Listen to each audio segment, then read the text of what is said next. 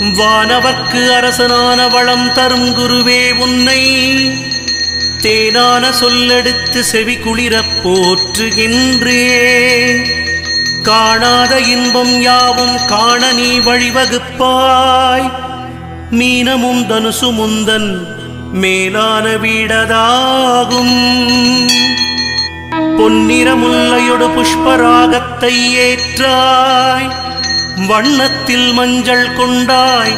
மரத்தினில் அரசை ஏற்றாய். எண்ணத்தில் நிற்கும் தேவா எளிதினில் வெற்றிதாராய். மண்ணினில் 16 ஆண்டை மறவாமல் நீயும் ஏற்றாய். சுண்டல் நைவேத்தியத்தால் தொல்லைகள் தீர்ப்பவன் நீ.